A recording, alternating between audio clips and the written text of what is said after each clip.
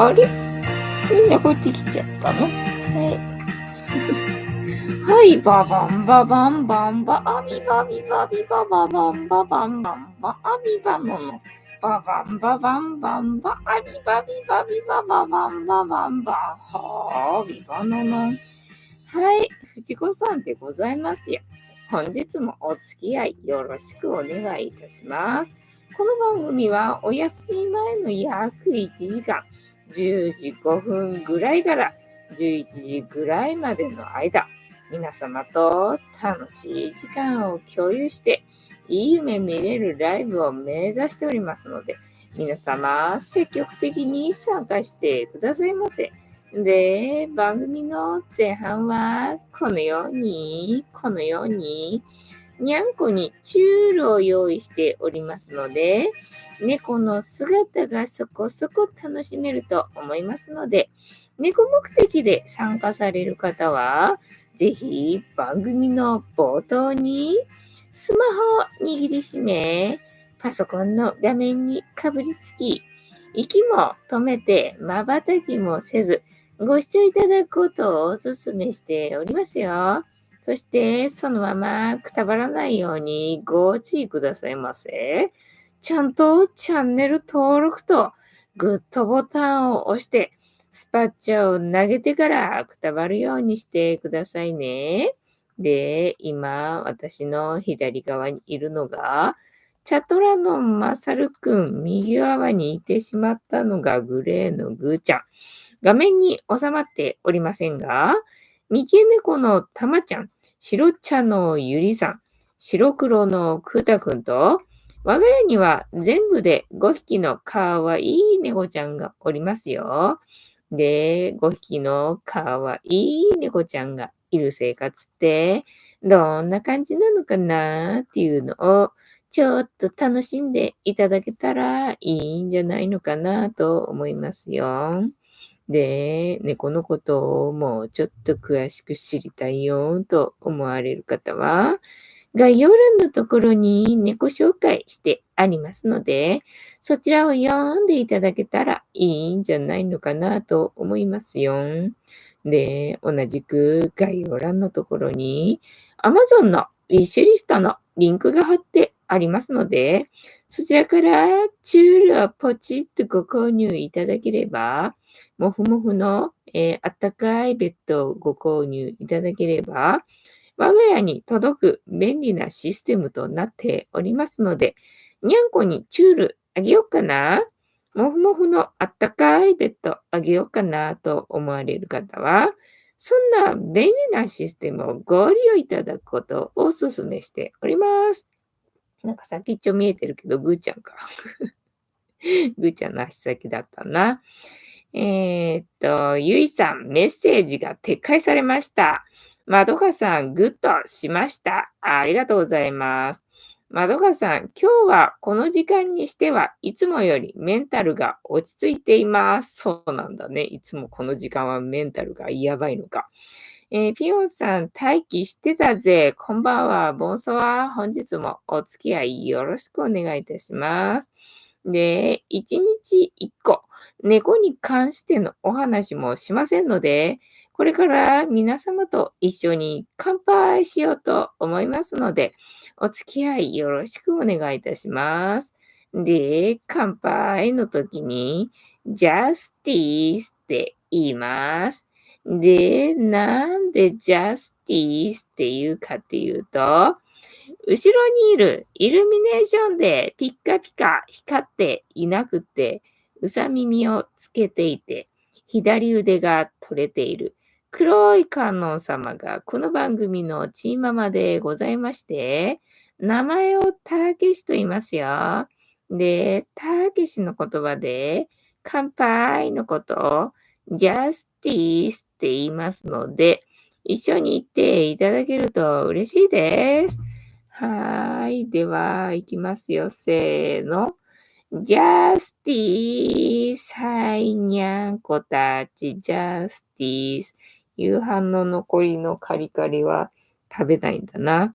そしてどういうわけかいつも一粒こぼすんだな。それが気になって仕方がないんだよな。はい、今日も塩入りさゆでございますよ。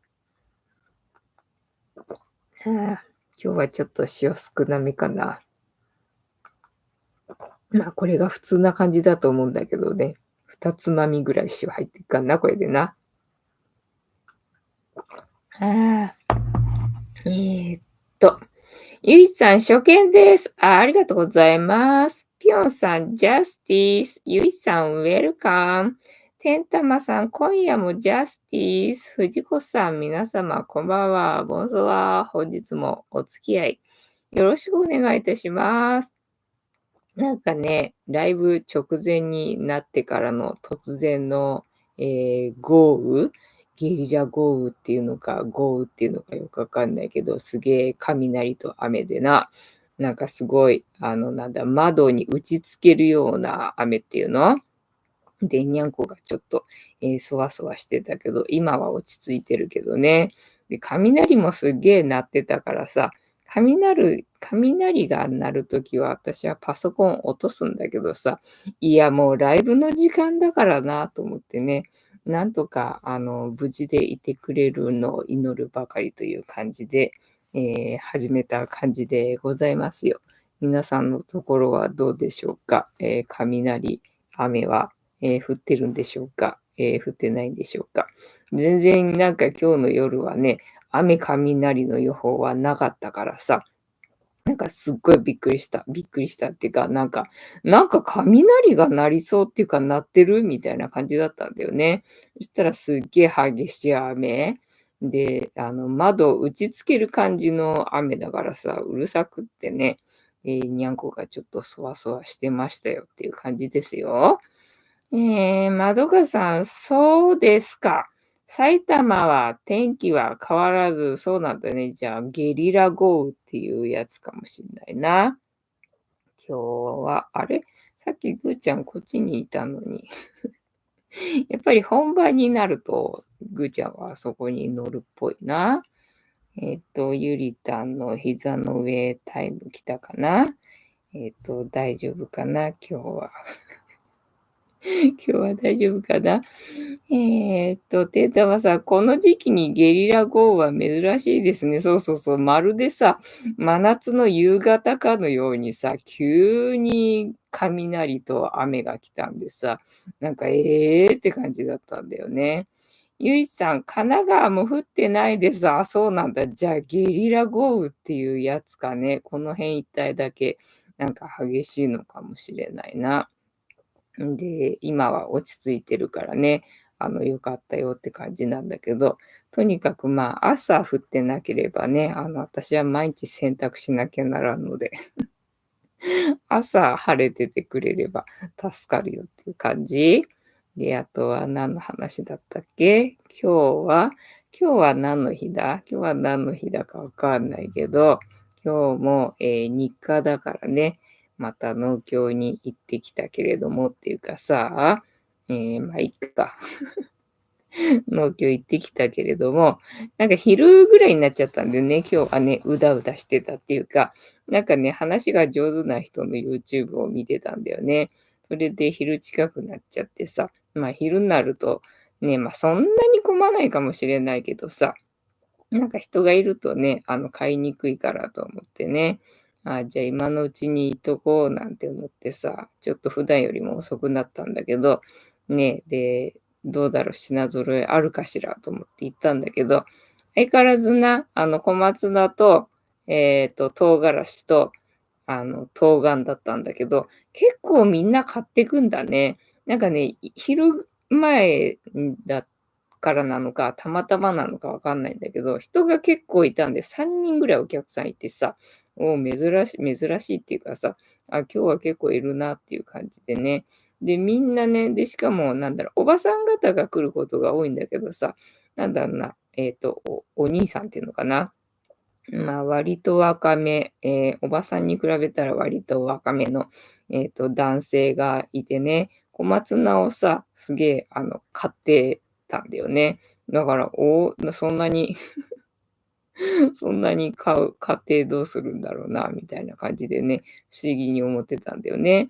で、他のおばさん方もさ、小松菜と冬瓜持ってね、物色して、みんなね、なんかね、あそこね、どれにしようかなっていうのをさ、なんか、自分でこれって選んだのを、なんかね、セットしていくんだよね。だからね、なんかね、手に取っちゃっていいのか分かんない時あんだよね。なんかね、もうその、自分のって風にね、セットしたやつだったりする時があるから、こう見てるやつがさ、みんなそうやっていくんだよね。で、ね、冬瓜と、小松菜とセットしてる人がいてさ、みんな買ってくんだねと思って、なんか土曜日とかだったっけ、なんか時々何にも売ってない時あるけどさ、もしかしたらそれって売り切れ状態だったりとかすんのかなと思ってね、毎日毎日見に行って、毎日毎日小松菜と、冬瓜と唐辛子だけど、みんな買ってくもんなんだなと思ってさ。窓川さん、晴れてる日でも夜になると、遠くの空で稲光が激しく見えることがよくあります。あ、そうなんだね。雷と雨は別に、必ずしもセットってわけじゃないもんな。カニタンさん、雨が降り出して、急いで自転車で帰ったら危ないな。家に入った途端、雹が降り注いでギリセーフ。あ、そうだったんだ。雹の音だったのかな、もしかしたら。なんか窓を打ちつけるような結構激しい音だったんだよね。なんか珍しいなっていう感じだったんだよね。今日だったのか。てんたまさん、今日は近所のディスカウントショップで、ピヨンさんおすすめのカップスターが100円だったので3個買いました。おお、この時期に確かにカップ麺100円って珍しいな。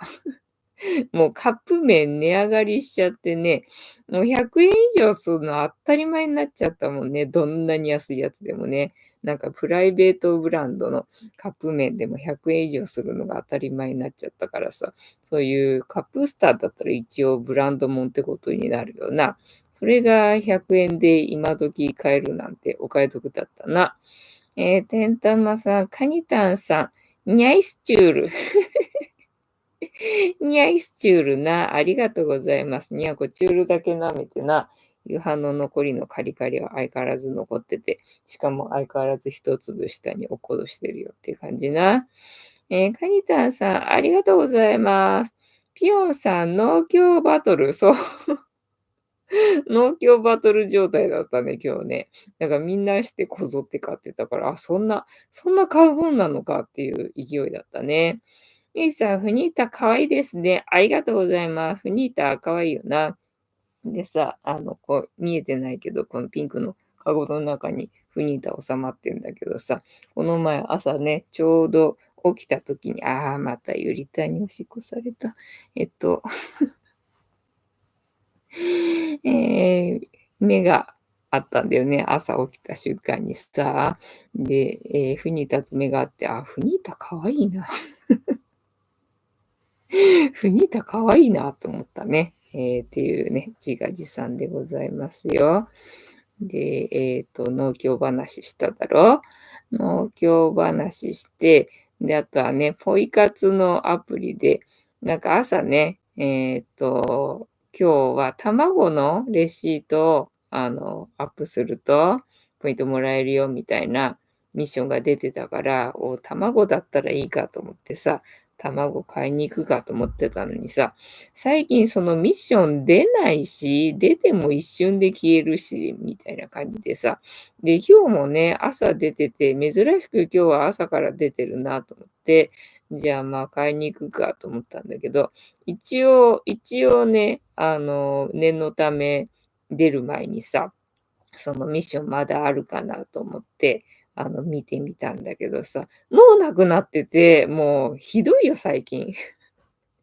ほんと最近ひどいんだよね。もうないと思ってさ、ダメだと思って、じゃあもういいやって思ってね、もう卵買うつもりだったけども、焼き芋買っちまえと思ってさ。焼き芋買っちまえと思って、今日も焼き芋買い行ったんだよね。で、今日はさ、auPay のポンタの日かなんかでさ、で、まあ、多分200円以上買うと、なんかポイントもらえて、で、そのポイントが、なんだ、くじ引きっていうのかな、抽選っていうのかな。で、ポイントがアップしたりとか、まあ、そういう感じだと思うので、まあ、200円以上のお買い物すればいいわけだろうなって思って、で、その焼き芋がさ、小さい方っていうのかなが200円、200何十円ぐらいなんだよね。で、大きい方が300何十円ぐらいで100円の差があるんだよ。で、まあ今日はポンタ使うからね、auPay 使うからね、200円だから、ちっちゃい方にするかと思ってたんだけどさ、行ったら今日はね、なかったんで、大きいのしかなかったんだよね。大きいのしかないなと思って。そしたら、あと100円なんか買わなきゃなと思ってさ、どうかな、今日は見切り品の野菜あるかなと思って。まあ最近見切り品の野菜あってもね、大根半分が170円とかだからさ、っていう感じだったからね、あっかなーなんて風に思ってみたんだけど、今日はね、ナスがね、3本で100円だったんだよね。で、ナスだと思って、ちょっと時期ずれていくかもしんないけど、まあいいかと思って今年ナス、なんか夏食べなかった気がするし、ね、いいかな。なんか結構大きいナスが、長ナスって書いてあったから、結構大きいナスがね、3本で、100円だったので、それを買って、ちょうど400ちょいぐらいでね、購入できてよかったよっていうお買い物のご報告です。ってわけで今日もおっきいね、焼き芋食べまくってたんで、そう。で、焼き芋を食べてて思い出したんだけどさ、私さ、焦げ目、依存症焦げ目依存症なんじゃないかなと思ってさ、要は小麦粉の焼いたのとかさ、食べたくなるわけよ。パンが食べたくなるのね。食パンの耳が食べたくなるのね。要は焦げ目だよなと思って、私焦げ目好きだよなと思って、で、体にはね、焦げ目は良くないから絶対食べるなみたいにさ、まあ言われたりとかするんだけど、でも焦げ目ってうまいよな。焦げ目ってうまみっていうかさ、ね、うまみの一つじゃないと思ってさ、味の一つっていうのかな、じゃないと思って、で、もしかして私はこの焦げ目、なんだっけ、依存症か。依存症なんじゃねえと思ってね。なんか焼き芋をこんなに食べたくてしょうがないのは、多分私は焦げ目依存症だなと思った感じでございます。てんたまさん、ゆいさんはぜひ来月のデザフェスでフニータの新作をゲットしてください。ああ、そうだね。ありがとうございます。そういうのちゃんと自分で言わないとな。肝心の本人すっかりそういうね、売り込みがね、もう全くもって頭回んないんだよね。下手くそなんだよね。ありがとうございます。ナイスフォロー。ぴょんさん、てんたまさん、ありがとうございます。でも、私が本当に好きなのは、金ちゃんヌードル。金ちゃんヌードルってなんだっけ萩本欽一の金ちゃん違う金ちゃんヌードルっていうのがあるとか、金ちゃんは違う感じだったっけ金ちゃんってな。出たわさ。金ちゃんヌードルって、徳島県民のソウルフードですよ。あ、そうなんだね。徳島なんだ。金ちゃんヌードルってどんなヌードルだったかな。まどかさん、雨雲レーダー見たら、局地的な豪雨は大田区から横浜に南下していきました。ああ、そうなんだ。じゃあ今、ね、落ち着いてるけど、横浜の方が今、じゃあね、土砂降りで。じゃあ、あれだ、大樹さんの家のあたりが今、氷にやられてる感じ。しばらく雨は降らないとのこと。おそうなんだね。月末がまた雨なんだよね。怪しい感じなんだよね。ピョンさん。ほんとだ。会社名、徳島製粉。福岡のスーパーは普通に売ってますよ。まあ、売ってんのかもしんないけど、全然カップ麺を見てないんで、普段。買い物行くときにカップ麺のコーナーは全然見てないので、どんなラインナップなんだか全然わかんないんだよね。カニタンさん、そうそう。もんじゃ焼きとか最高にうまいが体に悪そう。そうなんだよ。焦げ目がさ、焦げ目がさ、好きなんだよね。ねえ、そう、焦げはさ、あれ、なんだっけ、動脈硬化か。動脈硬化のね、芯になる部分になるらしいからな。だからね、昔はさ、焦げ目を食べると癌になるからとか言われたけど、まあ、癌の要因はね、まあ、それだけじゃないからね、いろいろとあるからさ、焦げが癌かどうかはちょっとわかんないけど、ね、とにかく動脈硬化の原因が、焦げ目だっつうから、そりゃ体に悪いわなって思うんだけど、ね、焦げ目がさ、好きなわけよ。だからね、もうほんとこんな毎日毎日ね、焼き芋が食べたいっていうのはね、多分私はこれ焦げ目、なんだっけ、出てこない。依存症だなってね、思ったんだよね。ゆいさん、何飲んでるんですかね、皆様何飲んでらっしゃるんですか？私は今日塩入りのね、お湯を飲んでおりますよ。で、だいぶ冷めたので、塩入り白湯って呼んでいいんじゃないかと思うんだけどね。今日はさ、夕方お客さんが来るんだったんだよ。さっきまでね、お客さんいたわけよね。で、その間ね、ほら、最近涼しいからさ、またね、お湯っていうか、お茶っていうか、飲むかしらと思ってさ。で、だいぶお湯なくなってたんで、ポットの中のお湯がね。ちょっと沸かしてさ、足したんだよ。まあ結構ね、ポットにいっぱいになっちゃったんだけどさ、まあ飲むだろうと思ったら全然飲まなかったんだよね。結局沸かしたもの全然飲まなかったんでね、今ポットにいっぱいお湯が入ってて、だからちょっと普段よりもね、厚めの、塩入りさ湯でございました。天玉さん、金ちゃんヌードルとか金ちゃんラーメンは全国展開しているようですね。金ちゃんヌードル、金ちゃんラーメン、全然ちょっとわかんないな。出てこないな。ピヨンさん、ご飯のおこげってあまり美味しくない。私もご飯のおこげってね、なんかあんまりわかんなかったんだよ、子供の時はさ。そんなにありがたいなんて。なんかうちは誰もおこげについて、誰も何にも反応しなかったんで、おこげについて何とも思ってなかったっていうか、まあ失敗作ご飯炊いたの失敗の部分だと思ってたんだよね、子供の時は。大人になってからみんなしてさ、おこげがあるとさ、おこげだ、おこげだっつってさ、喜ぶじゃんか。で、それにすっかり洗脳されてね、なんか、ああ、おこげだって自分もいつの間にか喜ぶようになったけど、ただ、おこげだからって、なんか、どうどうだろうっていうのは確かに正直あるなっていうところはあるかな。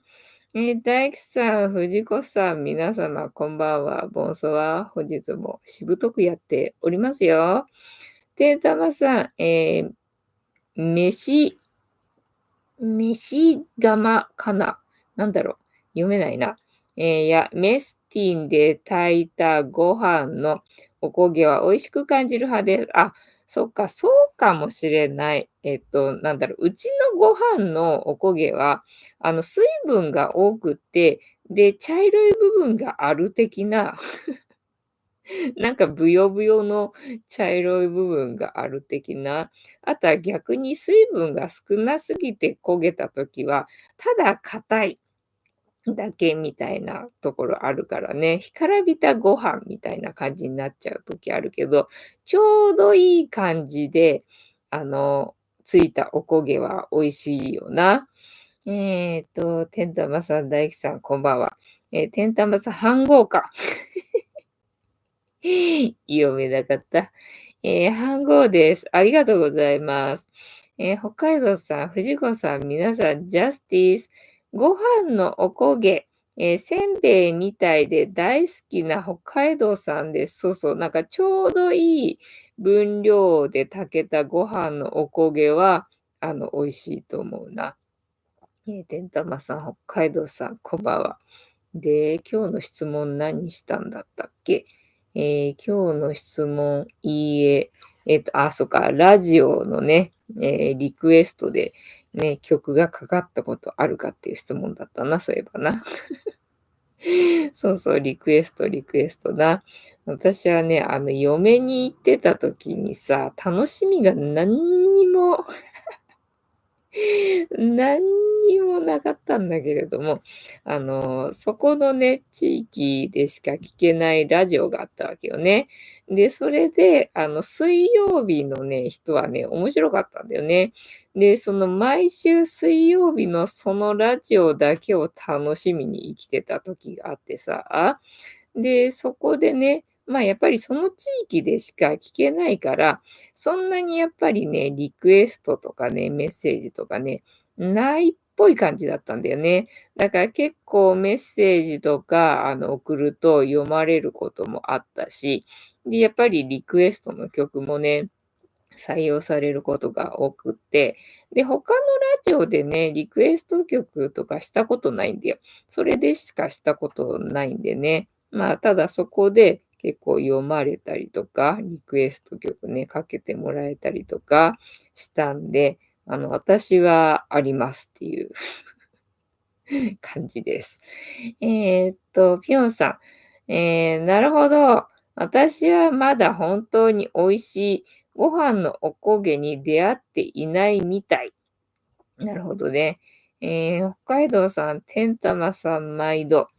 ねえ、おこげっていうのかわかんないけどさ、中華料理でさ、なんかおこげかなに、あんかけかなんかかける料理なかったっけ？それ食べたことがないので、なんとも言えないんだけど、あれおこげでいいのか違うのかな？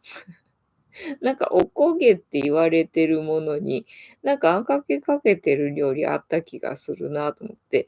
だからみんなおこげが美味しい、おこげは美味しいって、それのことかなっていうふうに思ってた時もあったんだよね。まどかさん、藤子さんの嫁時代ってなんか奴隷みたいな話が多いそうなんです。だって結婚してよかったって思ったことが一度もないんだもん。なんで結婚したんだろうねっていう感じだよな。てんたまさん、どんな曲をリクエストされたんですか？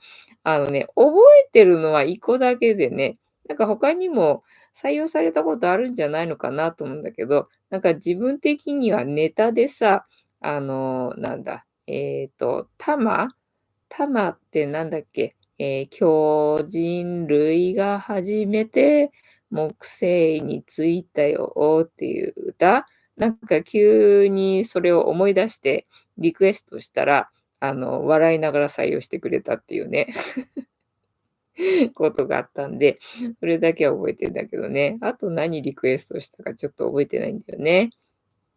えまどかさん、おこげのあんかけですね。そうそうそうそう。あれはあられみたいなものじゃないかしら。そうなんだよね。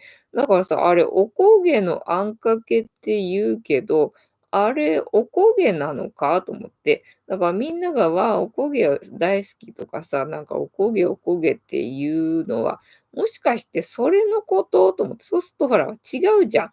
あの普通に白いご飯にね、炊いた時にできる焦げたところのおこげと、あられみたいなやつと違うじゃんか。だから、あれ、どっちのこと言ってんのかなっていうのがね、わかんない時あったんだよね。てんたまさん、中華あんかけおこげっていうらしいです。あ、そうなんだね。教えてくれてありがとう。一個知識増えたな。そうなんだね。中間掛けのことをおこげって言うんだ。北海道さん、ピヨンさん、うちには炊飯器がないから、炊飯は土鍋です。土鍋の底におこげがつくので、キッチンペーパーを使っています。どういうこと？どういうこと？キッチンペーパーの上に、米を入れて炊くのか？そう、土鍋使うとね、おこげつくんだよね。で、土鍋で炊いた時にできるおこげは美味しいよな。てんたまさん、タマの曲は、さよなら人類、そうだ。さよなら人類だったね。ゆいさん、最近の好きな曲は何ですか？最近わかんないな。もうね、ずっと時代がストップしてるわけ。時代がね、昭和でストップしちゃってるんでね、最近の好きな曲、あれだね、YouTube ショート見てるとさ、なんかバズってる曲っていうのかな、なんかね、あったりとかするから、まあそういうのでね、この曲好きだな、みたいに思うのはあるけどね。なんだろうな、この曲好きなんだよねっていうのは、ちょっとね、わかんねえな。ピヨンさん、北海道さん、それは美味しそう。そう、土鍋で炊いたご飯にできるおこげはな、そりゃテンション上がるよね。そりゃみんなテンション上がるよねって感じ。ただね、もうくっついちゃっててさ、剥がせないんだよね。で、その後ね、洗ってもね、なかなか落ちないんで、結局水につけてね、だいぶふやかしてお粥にして食べちゃうんでね、なんかおこげ関係ねえやみたいなことになっちゃうんだけどね。北海道さん、新曲でなくても良いですよ。藤子さんの好きな曲。私の好きな曲何だったかな。なんかね、すぐに出てこないんだよね。ヨッシーさん、今入りました。お風呂かな。藤子さんの新婚時代の話ですね。新婚なのかな？新婚だったかな。お互いの魅力に惹かれて結婚したのではないですか。まあ、鏡の法則なんだよね。自分にないところっていうのかな。ないところじゃないな。自分で気づいてない部分をね、気づかせるために、起きることなんでな。だから、自分と絶対合わない人と結婚するようになってんだよね。だからまあ、それで結婚したんだと思うよ。っていう感じな。お互いの魅力になんで結婚したんですかって感じよ。もうほんと謎。てんたまさん、よっしーさん、こんばんは。まどかさん、キッチンペーパーの利用は初めて聞きました。ねえ、どういうこと？キッチンペーパーってあれか、クッキングペーパーのことかな？クッキングシートの上に米乗せて炊くみたいな感じなのかな？まあ、確かにそうすれば、くっつかないかもしれんっていう感じだけどな。それであれか、クッキングシートが、必要っていう風に言ってたのかな。じゃあ、あれかね、タロットカードタイムかね。あれかねって思い出したかのようにな。本日もタロットカードタイムでございますので、78枚の中から1枚引きまして、今の私たちに必要なメッセージいただこうと思います。で、このシャッフルは皆様のストップの掛け声で止まりますので、ご協力よろしくお願いいたします。てんたまさん、北海道さんは、吉幾三が好きなイメージ。北海道さん、タレットカード。もうボロボロだな。今日聞いてた YouTuber、なんか村づくりする人、なんだっけな、づくりする人だったんだよね。で、まあその人の話がちょっとね、興味深いっていうのかな。なんかね、人数が10人 ?14 人までとかって言ってたっけな。12人だか14人までとかって言ってて、で、それが何の話かっていうと、要はさ、8人の法則っていうのかな。真面目に8人じゃなかったっけ？真面目に働く人が、どっちだっけ？2割だったっけ？8割だったっけ？いて、で、2割がね、働かない人がいてみたいな、アリのさ、8人の法則だったっけ？で、それがね、その12人だか14人以上になると、それが発動するらしいんだよね。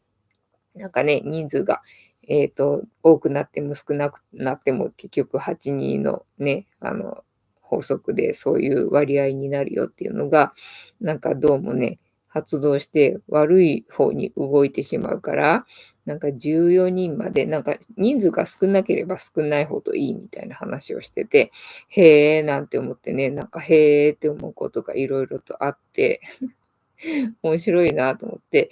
で、そのね、全然働かない人と、働く人の村をね、同時に作るみたいな感じで。でね、どっちに行きたいかみたいなので、で、まあ、働きたい人は、その自分の好きなことね、パン屋さんやりたいなら、パン屋さんやって、みたいなことをやってね。で、働かない人は働かないわけ。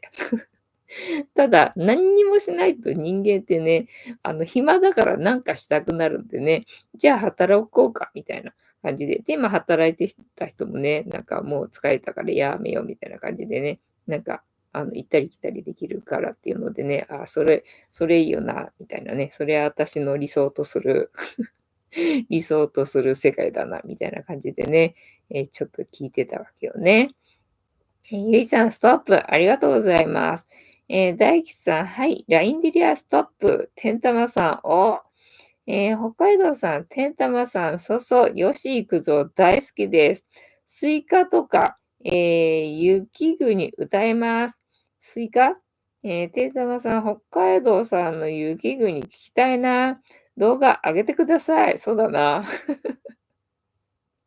よし、行くぞチャンネルを立ち上げたらいいんじゃないか、北海道さんはな。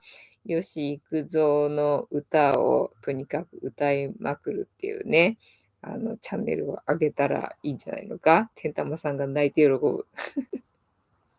てなわけで、皆様からストップの掛け声いただきましたので、ここから6枚置きまして、7枚目のカードを今の私たちに必要なメッセージいただこうと思います。では、いきますよ。せーの。1、2、3、4、5、6。で、7枚目のカード、本日はこちらでございます。せーの。じゃじゃん。おっと、なんだ、どうした？あれか、下からね、いやいやいやいややられてるのをね、追い払ってるっていうのかな。戦ってるんだよね。戦ってるカードだな。で、一応自分は頂点で、頑張ってるよっていう感じのカードの逆位置だな、またな。逆位置だと、どういう意味になんだろうね。えーっと、まあ、正位置でもわかんないんだけどな。つながらない。これはワンドの、なんだ、7か。ワンド7。ワンド、7。どうだワンド7。タロットカードの意味。世界観。頂点に立つ男が両手でワンドを振りかざしています。男性の下に見えるのは突き上げられた6本のワンド。あなたは目標に向かって努力し、一つ上の立場に到達しました。下からの声に応えながら、さらに高い理想を目指しませんか？はい。テーマ、優位な立場。ワンドの7。数字の7は一つの周期を表します。目標に向かって努力を続けた結果、一つの周期を迎えて優位な立場に到達することを意味します。やりました。芽吹いた棍棒、目標や理想、情熱の象徴。山頂に立つ男、他者よりも優位な立場にいることを示し、一定の成功や目標への到達と解釈できます。また、一人で6本のワンドを相手にしていることから、一人で立ち向かうと捉えることもできます。下から突き上げられているワンド。6本のワンドはどれも男性に届いていないため、男性より低い位置にいることが伺えます。低い立場の人と解釈できる象徴です。また、男性に向かってワンドを突き上げていることから、各々の理想を男性に示していると捉えることができます。はい。物語、目標や理想を示す日の象徴、ワンド。えーっと、はい。はい。7は、一つの周期を表す数字。1週間は7。7日。一つの周期が完成。目標や理想に向かって努力を重ねた結果、一つの周期を迎えること、そしてさらに高い理想を目指すことができる可能性を示してくれています。はい。逆位置だな、今日はな。逆位置全体。逆位置で出た場合、あなたは今、一人で理想や目標を追い求めることに少々疲れているのかもしれません。はい。目標達成には長い時間を要するため、一人で頑張り続けていると息切れしてしまいますよね。もしあなたがくじけてしまいそうなら、一緒に目標へ向けて努力する仲間を作ってみてはどうでしょうか。仲間を作ることであなたは挫折せずに目標を達成することができるでしょう。そうですね。仕事金運。仕事はとても忙しくなりそう。あなたのもとに多くの仕事が舞い込んできます。慌ててしまう可能性もあります。自分の限界を見極め、対処しきれない仕事は断るよう意識すると安心。金運はお金の貸し借りに注意したいタイミング。あなたの見込みが外れてしまい、借りたお金を返せないなんてことも、自分が管理できる範囲内でお金のやりくりを検討すると良いでしょう。人間関係、逆位置で出た場合、周囲との間に壁を感じやすくなる。もしあなたが少々閉塞感になってしまっているのなら、周りの人々の意見を聞くように意識して、相手の話を聞く姿勢を見せることで、周囲との関係は少しずつ和らいでいくはずです。自己主張のしすぎに気をつけながら、周りと接してみてくださいね。はい。ウェイトの解釈。書かれている人物は他の者より優位な立場にいると解釈しています。山頂にいる男性は一人で6本のワンドを相手にしています。男性の表情はあまり余裕があるようには見えません。6人の敵と戦っているようにも、6人それぞれの主張を聞いているようにも感じられます。いずれにせよ、男性は一人多くのことに対応する立場に置かれている。私たちが目標に向かって努力を続けると、少しずつ力が湧いてきます。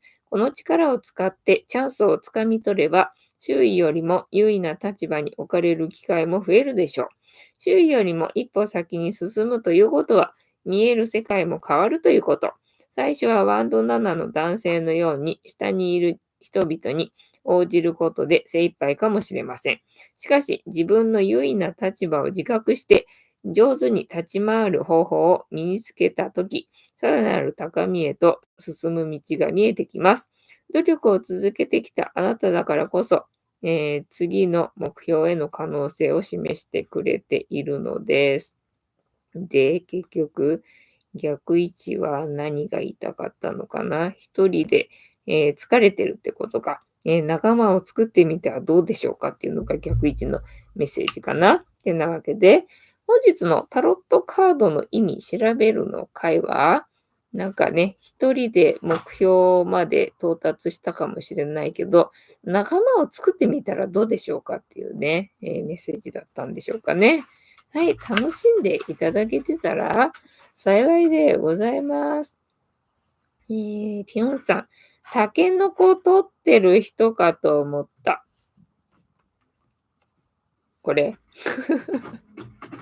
タケノコってこんな風にして取るのか。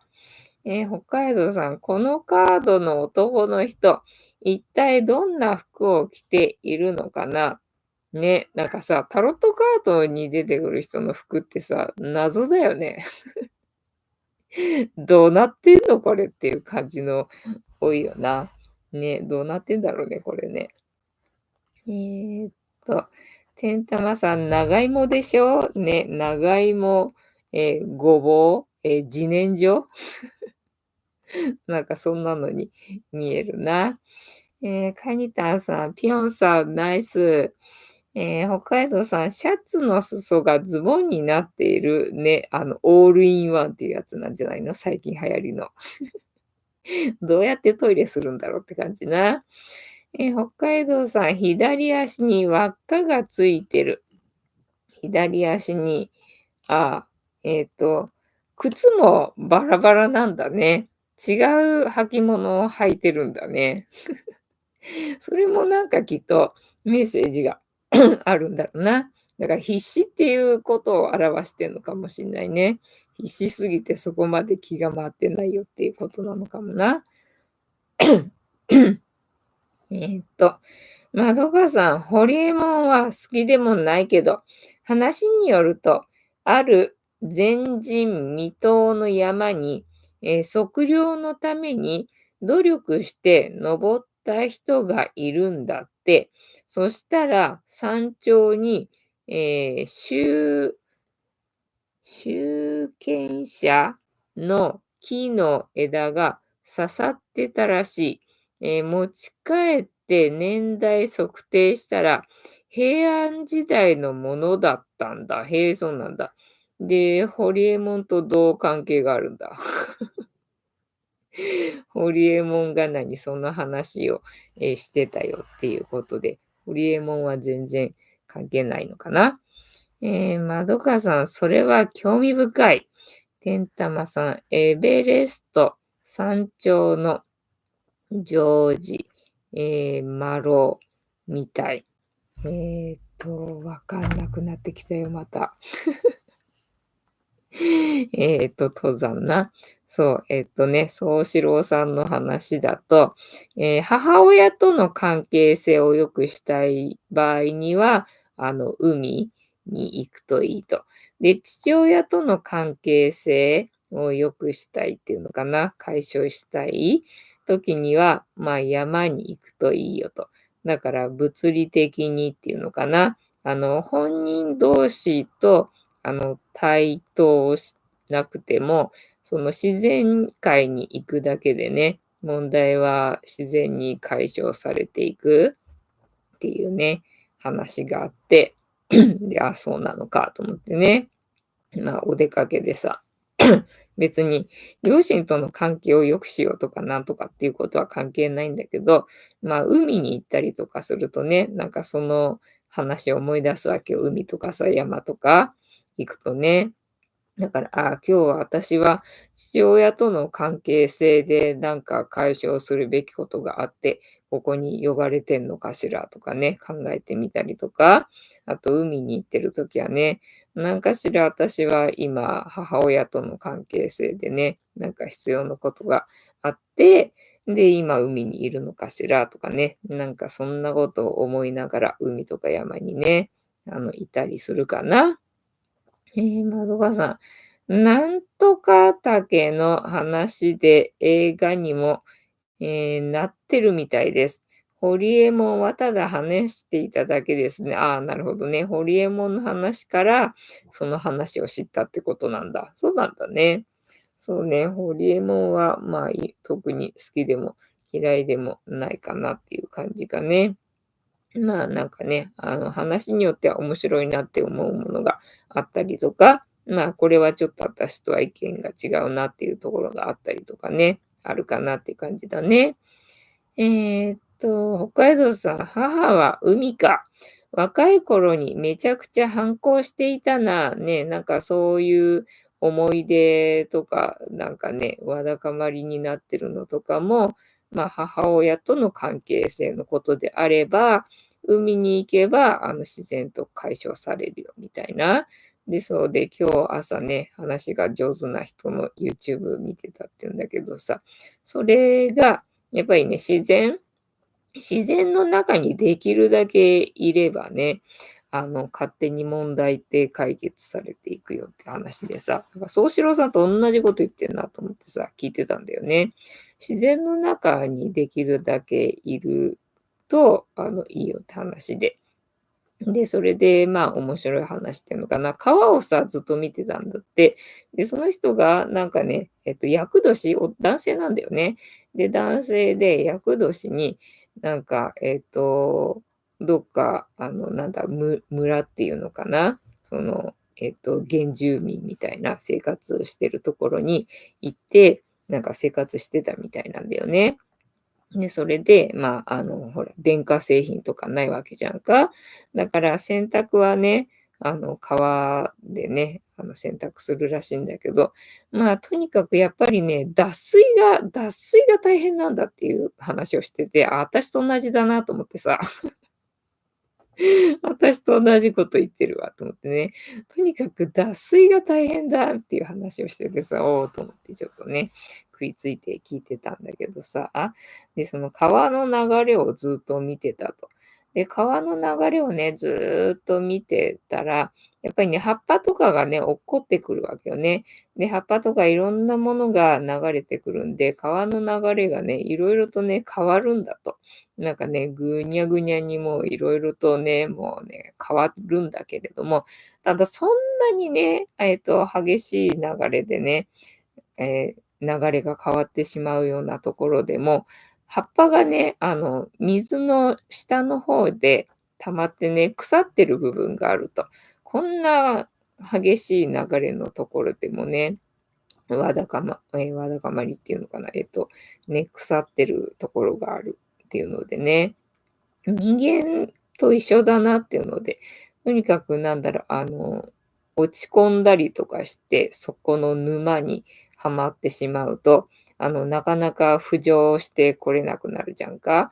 で、その葉っぱがね、流れるようになる、えっと、方法が、一つあると。一つあること発見したんだって言うんだよね。で、へえ、何なんだろうな、なんて風に思ったら、それは泡だっていうわけよ。ああ、なるほどね、と思って。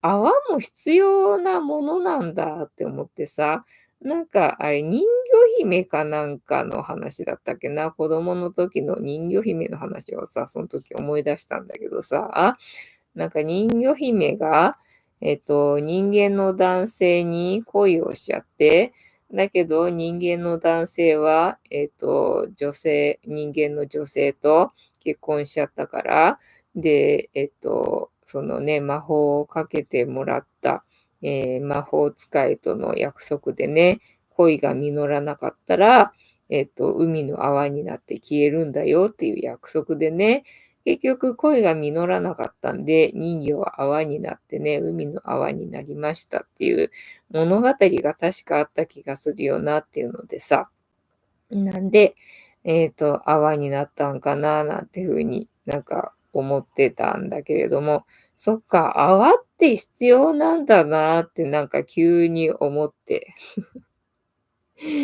そんな話でした。えーっとてんたまさん、北海道さんは、学校の消火器を、盗んでだったっけ？外でぶちまけるくらいですからね。あ、母親に反抗？そういう、えっと、なんだっけ、暴力的な感じ？暴力的な感じだったのか、ただ反抗してただけじゃなくてな。北海道さん、てんたまさん、それは時効ということで、こんな話題で良ければ他にも笑えるエピソードありますよ。笑えないけど。てなわけで、本日も竹縄ではございますが、いいお時間になってまいりましたので、そろそろお開きにさせていただきまして、調子が良ければ11時ぐらいまで毎日のようにやっておりますので、お時間合うときはお付き合いいただけると嬉しいです。で、私の人生の目的は、私の笑顔で私とみんなを幸せにすることですので、チャンネル登録がまだの方はチャンネル登録とグッドボタンを押してスパッチャーを投げといていただけると私が笑顔になりますのでよろしくお願いいたします。